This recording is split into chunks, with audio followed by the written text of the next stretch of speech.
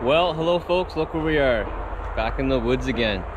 We've got another mulching job and a little tiny road repair to do. We got a culvert and a washout section of road up here to do, but we got to get the road cleaned up first.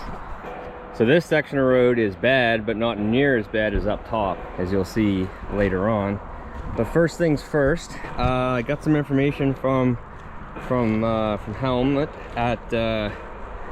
at Ferntree, and he sent me this little graph that's in there that the mulcher has in its manual. And my machine is 21 gallons per minute auxiliary flow, which works out to be just right around 80 liters per minute. And if you look at this little graph here, they show you, zoom out.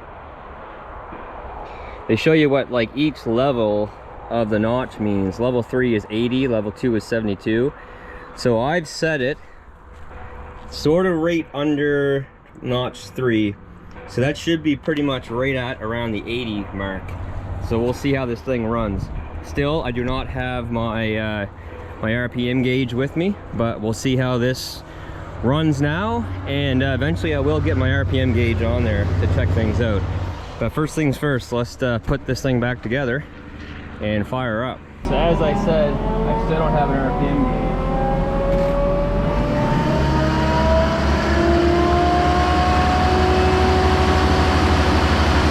So it definitely sounds like it's turning up a bit faster now. Holy crap, it's hot.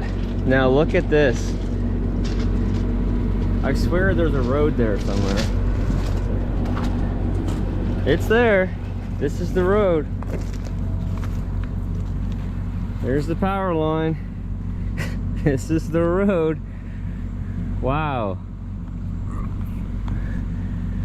Yeah, so that needs to improve, that's for sure. The tower's still up there quite a ways. It'd be nice to get the whole road done today. We'll have to wait and see. It's Ashley's birthday, so I can't be too late today. Also, I gotta be home in time to get Bauer at daycare for 5, because some of you guys figured it out in a video a while ago when we were driving back to Cottage Road, and Ashley was driving really slow, and I said she's driving that way for a reason. Yeah, she was pregnant. So we have another baby in the household. We have another little boy. His name is Max, and it's spelled M-A-K-S. He will be 6 weeks tomorrow night. So we got our hands full at home now. Ashley, it's a lot of work for her to obviously pack up and head to daycare to get Bauer in time. So I need to kind of juggle the work and home life thing now a little more than what I used to. That's for sure. But he's doing great. He's a good little boy.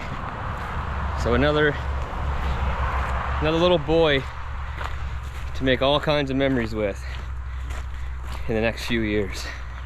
Well, for hopefully a long time. So we're into like 6, 8, 10 foot alders here right now. So this will make pretty quick work of this. I'm gonna have to get a new fan belt. I tightened that a couple times now.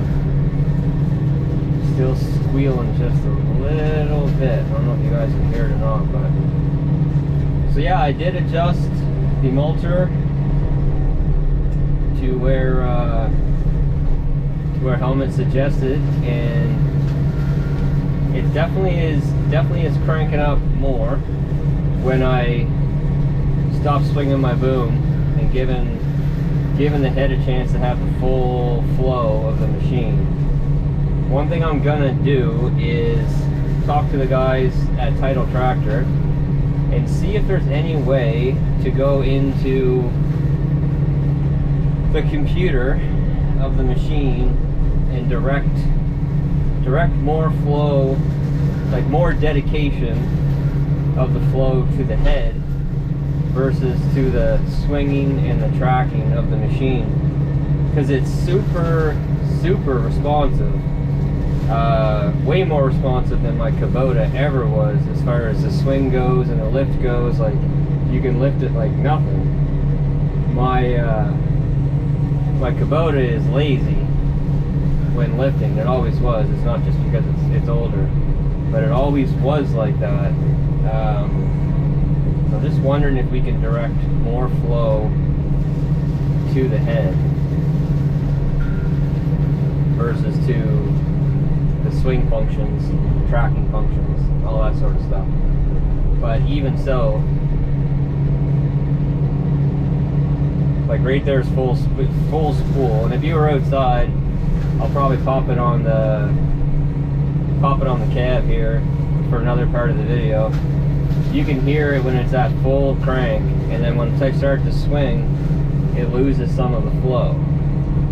Not a big deal if you're doing stuff like this, but if you're doing bigger stuff, it's nice to have more dedication going to the head versus the swing functions and all that.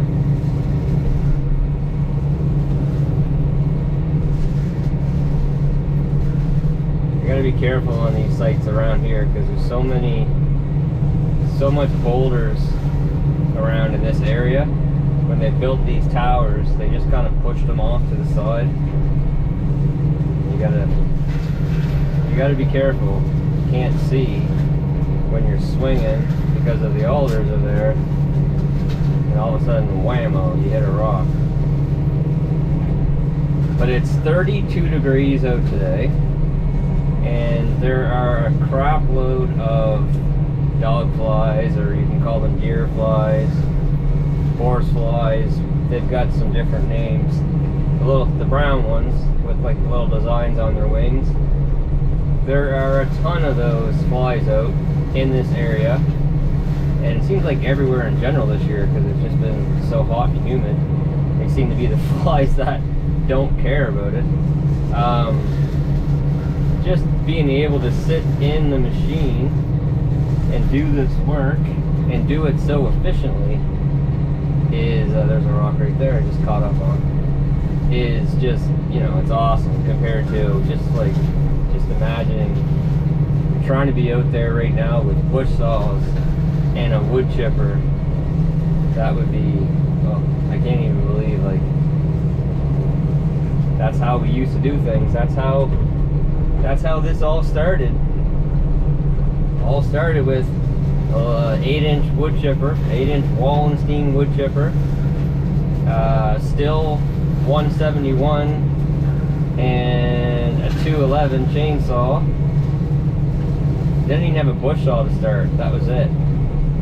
And a 2014 Ford F-150 XLT with basically no options on it whatsoever.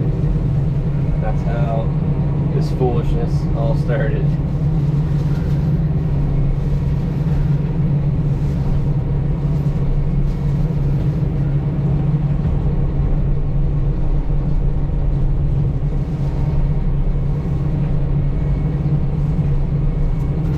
Yeah, as far as the gates goes, like, if I was in, like, around someone's house, you know, it is kind of nice to have the gates, but the majority of the time you're not mulching right next to someone's house, and this stuff contains it pretty good anyway. So I'm actually really liking the fact that there's no gates on this. Definitely still going to make some modifications, as I've said before, to the hoses. They're way too long. But I mean, as of right now, they're working. I got zip ties on them, and that one off to the left is not really where I want it to be right now. It kind of flopped over there. So I will change that one up here in a little bit. But let's just keep grinding this up.